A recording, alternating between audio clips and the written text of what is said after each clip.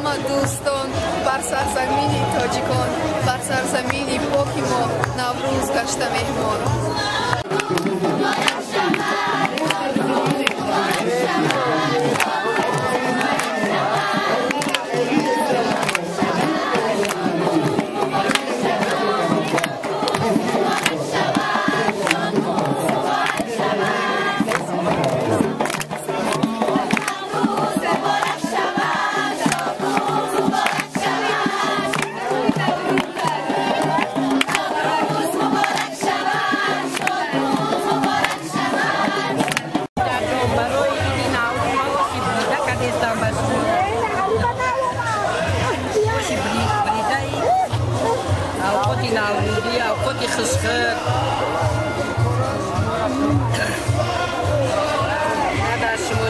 خدایا خوشبخت باشی دوی بناوری دیگه برستی دیار ما کینجی امانی باشه.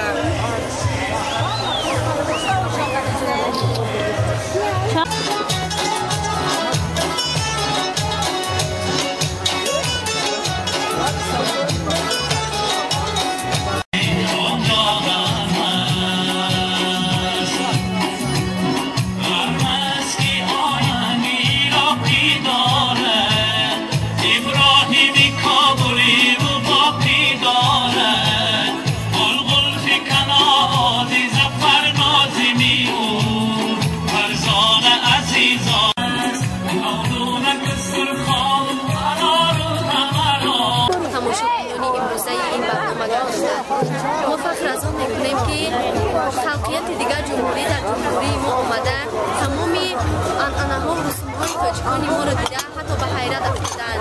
ما شکرانه از آن میکنیم که در ذیل بالی کبوتر آزادانه رفتار میکنیم، آزادانه تصمیم میگیریم و وعده میدهیم که باز در سالهای آینده نوروز را با یک شرافت به اندازه پیش‌باز میکنیم.